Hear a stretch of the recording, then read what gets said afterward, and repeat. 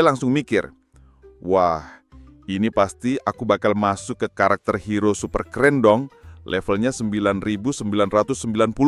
Ganteng, OP, kayak Kimchi. Tapi nasib berkata lain. Jiwanya malah belok, U-turn, dan masuk ke tubuh musuh terakhir, Kratos, Raja Iblis. Yang pas pertama kali Kim sadar, lagi duduk di singgasana kayak orang baru sadar cicilan belum lunas. Jadi begitu, Kim. Sekarang kita panggil dia Kratos ya. Resmi masuk ke tubuh Raja Iblis, dia langsung disambut sama rutinitas kerajaan. Yang isinya tuh bukan pesta, bukan makan malam mewah, tapi rapat perang. Iya, para panglima iblis udah ngumpul kayak fans K-pop lagi nunggu idol keluar dari bandara. Bawa senjata, ngelotot, dan siap bantai manusia. Dan lo tahu nggak? Bahkan pelayannya aja punya level. Pelayannya Kratos, namanya Zephyros, level 15. Kayak pelayan RPG yang bisa nyapu sambil lempar fireball. Pasukan demon ini udah siap berperang. Ada Ashurat, si vampir sange darah, level 534. Gayanya kayak orator kampanye, tapi isinya ajakan invasi. Sirgi, cewek dingin kayak kulkas mati rasa, punya 6 tangan dan samurai semua. Hartok, pakai 1 kacamata, mirip dosen killer. Dijulukin kabut, nggak tahu kenapa, mungkin karena suka muncul hilang kayak sinyal. Baal, badannya kayak otot semua, tapi otaknya kayak perut, isinya cuma lapar. Nah, mereka semua udah berdiri teriak-teriak, ayo perang. Tapi si Kratos masih duduk sambil mikir, kalau kita perang, nanti si Kimchi bangun gak ya? FYI, Kimchi itu pahlawan game level 99990. Badannya kayak Iron Man, tapi bajunya kayak korban Fashion Week gagal. Kim udah 20 kali kalah lawan dia pas main. Jadi dia tahu, kalau Kimchi bangun, tamat riwayat. Makanya Kratos berdiri dengan muka sangar hasil latihan depan kaca, terus teriak ke semua pasukannya. Dengarkan, perang dibatalkan, kita bertani. Iya, lo nggak dengar salah, bertani.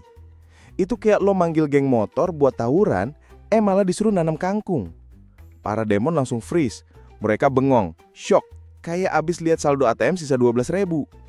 Ashurat sampai ngeluarin taring, tapi Kratos juga ngeluarin taring karena panik.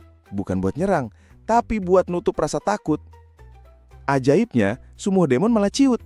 Ternyata selama ini, taring Kratos punya efek kayak surat tilang, langsung bikin nurut. Tapi nggak selesai di situ. Kratos tahu, bertani di dunia iblis itu bukan kayak bertani di Harvest Moon. Tanahnya gersang, kering, lebih mati rasa dari mantan yang udah move on. Dan bener aja, waktu dia ke lahan pertanian, tanahnya tuh tanah kematian. Serius, bahkan kaktus pun ogah tumbuh. Tanahnya kering, keras, dan penuh kenangan pahit. Mirip isi hati mahasiswa tingkat akhir. Zephyros lihat rajanya jongkok ngeduk tanah, langsung mikir, wah, ini raja gua dari penguasa neraka jadi gelandangan pengunya debu. Tapi Kratos nggak peduli.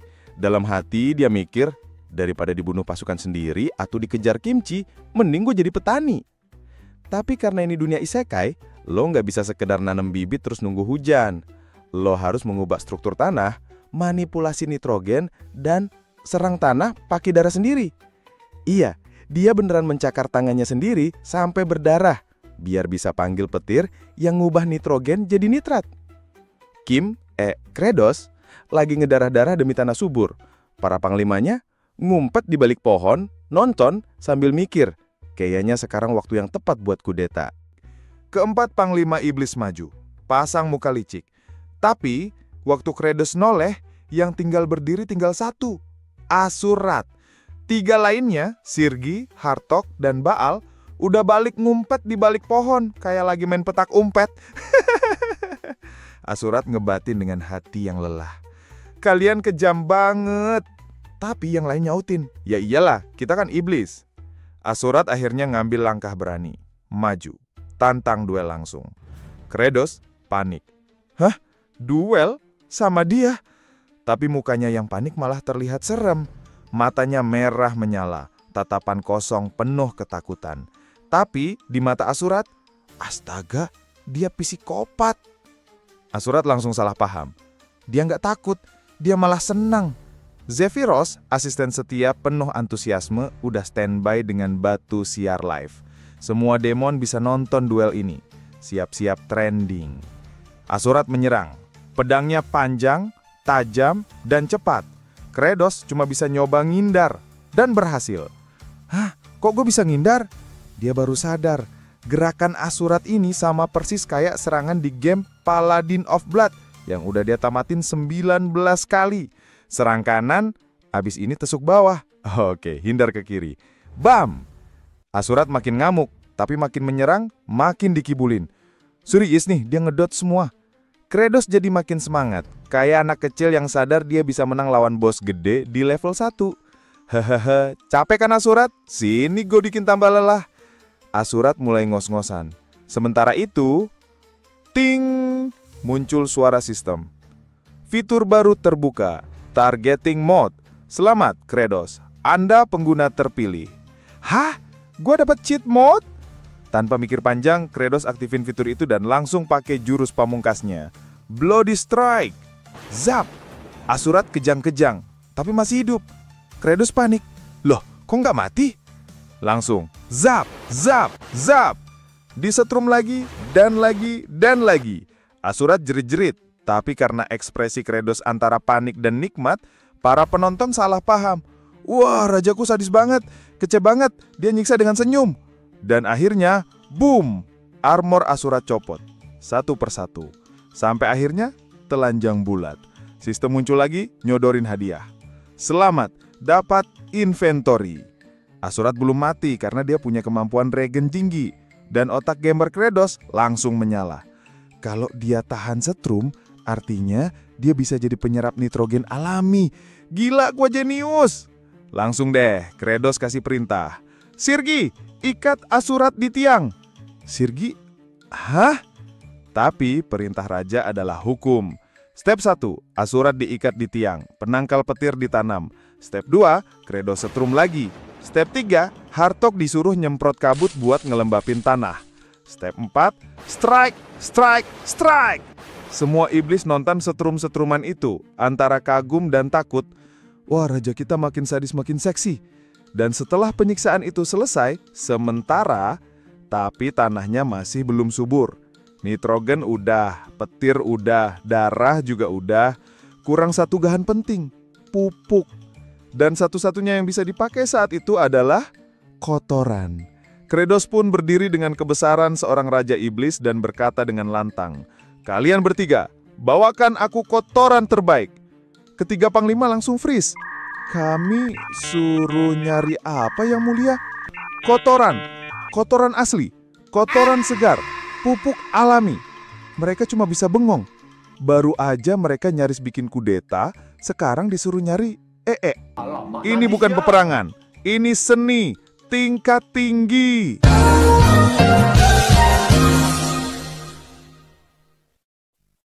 Hari itu langit cerah, matahari bersinar terang. Tapi jangan terkecoh, karena ini bukan hari untuk piknik.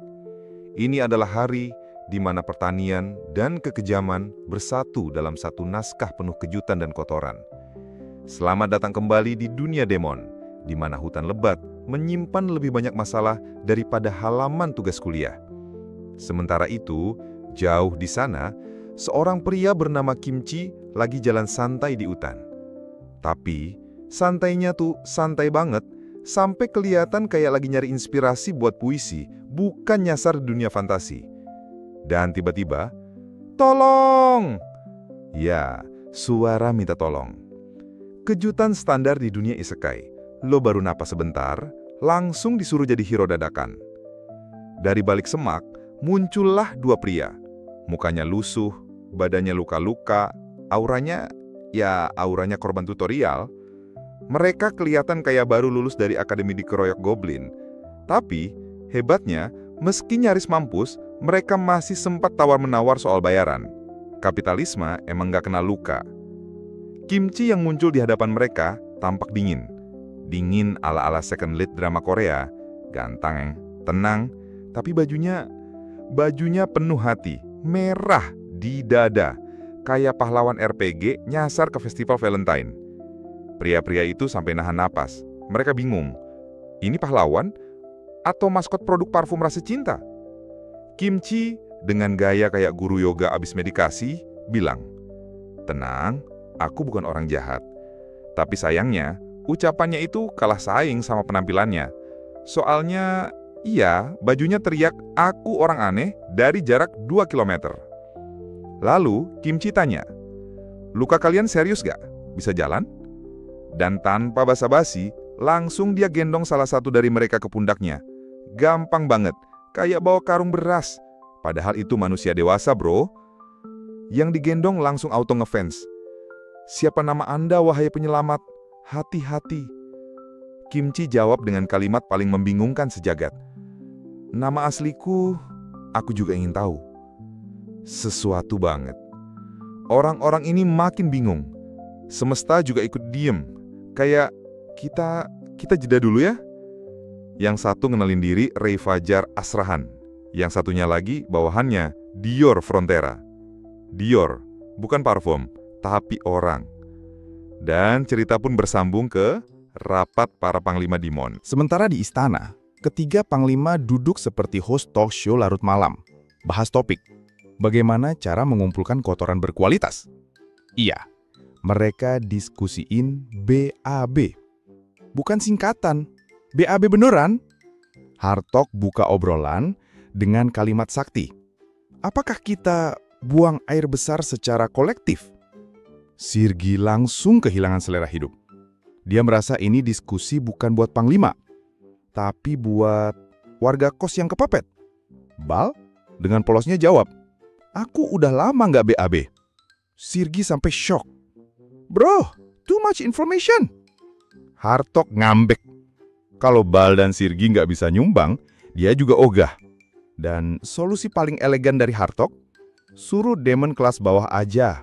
Dorong mereka, biar mereka yang BAB. Dan bener aja, para Demon rendahan akhirnya mengantri buat BAB. Satunya yang paling pemalu bilang, "Aku nggak bisa kalau ditonton."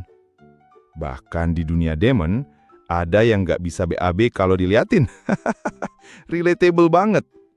Hartok datang dengan gaya mafia, marah-marah. "Ini BAB atau ritual penusiran arwah?" lama banget. Si Damon kecil cuma bisa ngeluh. Udah coba semangat nasionalisme penuh, tetap nggak keluar. Hartog ngambik. Langsung dicekik tuh Demon malang. Tapi kemudian muncul Bal, nyelamatin dengan satu kalimat logis. Kalau dia nggak makan, ya nggak ada yang bisa dikeluarin. Tapi Hartog nggak menyerah. Dia usul, kasih makan demon-demon itu dengan dagingnya Bal. Semua bengong. Bal yang biasanya santai langsung ngambek. Duel. Langsung digebukin Hartog. Mereka adu fisik kayak gladiator lapar. Tiba-tiba, Kratos muncul. Bawa jurus darah langsung bludek. Dua-duanya tumbang. Kratos lalu bilang, kita butuh pupuk berkualitas tinggi. Masalahnya, bahan pupuk sulit didapat, terutama telur dan ayam, komoditas langka di tanah Demon. Untungnya, Kratos ingat peta dunia yang mirip game, dan ada tempat penuh burung camar Demon. Masalahnya, itu jurang kematian. Tapi karena dia gamer sejati, dia tahu satu hal. Kalau ini game, pasti bisa dicoba. Apa yang Kratos lakukan? Naik tebing, telanjang. Iya, karena katanya armor bikin licin. Pasukannya nonton dia panjat kayak atlet nekat cabang nyawa tipis. Sirgi sampai tutup mata karena nggak kuat lihat pemandangan tak layak tayang. Di balik langit gelap dan angin yang semriwing, menusuk sang Raja Demon Kratos yang sedang telanjang demi efisiensi panjat, sibuk mendaki jurang kematian demi satu hal mulia, pupuk organik burung kamar. Gak ada yang lebih edan dari ini, Raja Iblis panjat tebing buat nangkep tai burung. Tiba-tiba, muncul suara berat dari bawah. Yang mulia, saya bantu ya. Bal muncul. Si panglima besar yang biasanya santai kayak di pantai, mendadak pengen jadi anak gunung. Zephyros langsung panik mau teriak, Bal! Jangan, itu jurang maut. Tapi belum sempat dia nyelesain kalimatnya, Bal udah lompat duluan. Dan langsung kepleset. Bayangin, raksasa setinggi kulkas 2 pintu, ngeluncur jatuh sambil teriak, "Wow!" Kratos noleh, kaget, panik. Tapi nggak mikir panjang. Tangan kirinya langsung nangkep tangan Bal. Sementara tangan kanannya masih nempel di batu. Keseimbangan hidupnya cuma bergantung pada siku dan niat baik. Kenapa sih gua nolongin Bal? Kan dia bisa bikin gua mampus kapan aja. Tiba-tiba kenangan muncul. Waktu dia masih jadi Kim Jang Cheol di dunia manusia. Temennya dulu pernah nangis-nangis minta tolong. Cuma minta bantuin kumpulin CI. Tapi Kim, si budak kampus senior, cuma pura-pura nggak denger. Takut kena semprot dosen, takut dikorbanin. Egois. Sekarang, karma balik.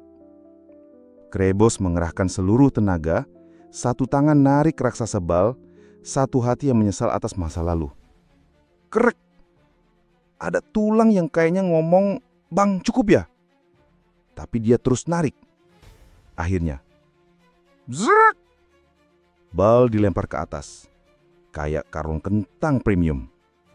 Jatuh di tebing, tersungkur. Tapi selamat. Kratos berdiri, napas kayak habis maraton sambil digendong. Tangan kiri sakit bukan main. Tapi dia cuma bisik dalam hati. Lebih baik sakit tangan daripada kehilangan satu-satunya kuli yang bisa ngangkat pupuk berat. Baal yang biasanya cuek bebek langsung nangis terharu. Yang mulia, Anda penyelamat hidupku. Kratos diem, keringetan. Tapi dalam hati, gua cuma gak mau kekurangan tenaga kerja gratis, bro. Ting! Tiba-tiba jendela status muncul. Pencapaian baru. Anda telah menyentuh hati Demon Crash Kepara. Bonus, mode bahagia berlimpah aktif. Kratos bengong. Wah, gua bisa ngumpulin poin. Poin bahagia? Ini game ada bonus loyalty program gitu. Tapi dia senyum dikit. Oke, kayaknya kalau mereka bahagia, gue juga makin OP. Dia ngebayangin. Poin bahagia sama dengan voucher diskon es krim.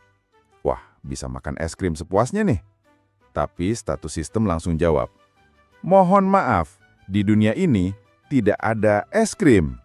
Kratos, kok tahu sih apa yang gue pikirin? Status pun lanjut. Tapi, poin bisa dipakai untuk upgrade skill, stat, dan kemampuan darahmu yang masih cupu. Kratos ngitung. 1% HP sama dengan 50 poin. Naik skill Bloody Strike 250 poin. Upgrade jurus ribuan. Gila, mahal banget. Bisa bangun rumah nih. Tapi satu ide cemerlang muncul. Kalau gua rajin ngasih makan pasukan, mereka bahagia. Mereka bahagia, gua kaya. Gua kaya, gua OP. Gua OP, gua nggak mati konyol. Gua nggak mati, dunia selamat. Kratos berdiri, angkat cangkang telur camar. Dalam keadaan berkeringat, senyum menyeringai kayak villain sinetron. Baal yang masih nangis mulai ragu. Kok senyumnya kayak ada niat jahat? Kratos teriak, waktunya mengisi telur ini dengan tahi camar. Sirgi dan Hartok dari bawah cuma bisa teriak panik. Apaan lagi nih? Kratos lempar telur-telur isi bahan emas ke bawah. Sirgi nangkap satu. Bau luar biasa. Hartok pingsan. Astaga, ini bukan pertanian. Ini penghinaan ke panca indera. Tapi tak ada jalan mundur. Karena inilah awal dari revolusi pertanian dunia Demon. Dari tangan telanjang, darah, dan kotoran camar, kini tumbuh harapan. Tapi ini baru awal. Tanah mulai hidup. Tapi, bisakah panen datang sebelum perang dimulai? Dan apa yang akan dilakukan Raja Iblis kita kalau pupuknya dicuri oleh ayam liar bertanduk? Jangan kemana-mana, karena episode selanjutnya bakal lebih absurd, lebih busuk, dan lebih bergizi.